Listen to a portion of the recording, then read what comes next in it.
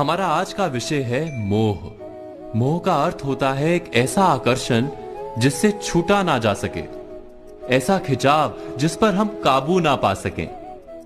यही होता है ना मोह। विवश होकर हम खींचे चले जाते हैं। कुछ प्राप्त करने के लिए हम अपना सब कुछ दांव पर लगा देते हैं।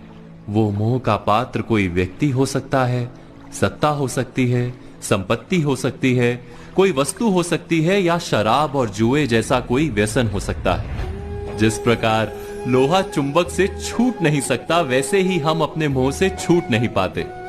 और हम मानते हैं कि मोह केवल हमारे प्रेम का गहरा रूप है। क्या ये सत्य नहीं? क्या हम मोह को प्रेम ही नहीं समझते? और फिर भी विचारकों ने, संतों ने मोह से छूटने का उपदेश दिया है। ऐसा क्यों है? मोह और प्रेम में भेद क्या है?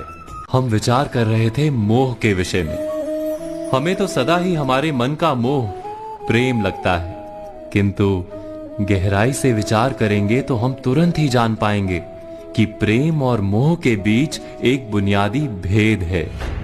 प्रेम होता है तब हम किसी के सुख की इच्छा करते हैं, जब मोह होता है तब हम किसी के सुख की कामना करते हैं। बस इतना सोचने पर प्रेम और मोह का भेद तुरंत ही समझ में आ जाता है। किसी व्यक्ति के प्रति जब हमारे मन में प्रेम होता है तब हम उसे सुख देने का प्रयास करते हैं। उसके प्रति मोह होता है तब हम उसके माध्यम से स्वयं सुख प्राप्त करने का प्रयत्न करते हैं। क्या ये सत्य नहीं?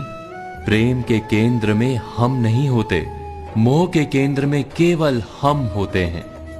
ये तो व्यक्ति की बात हुई, किंतु किसी वस्तु के प्रति प्रेम और मोह में क्या ऐसा ही भेद होता है?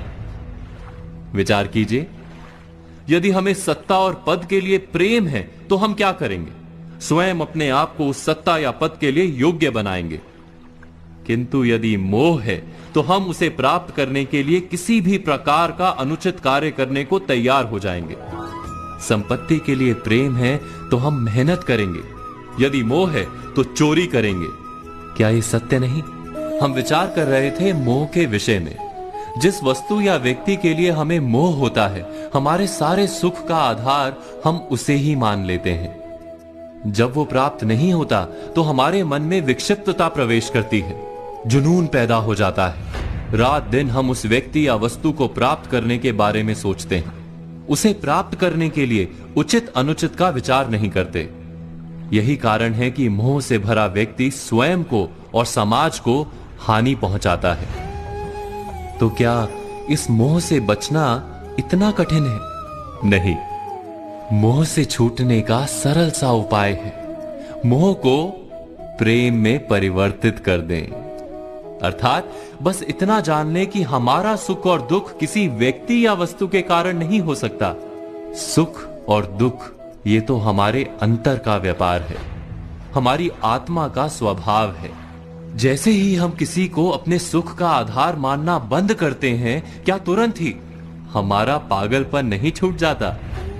एक छोटी सी बात से विचार समझा जा सकता है। बचपन में खेल के लिए पागलपन था, बड़े होने पर खेल के प्रति प्रेम अवश्य है, किंतु अब पागलपन नहीं। अर्थात मोह बांधने का प्रयास करता है, इसीलिए सदा ही दुख का कारण होता है।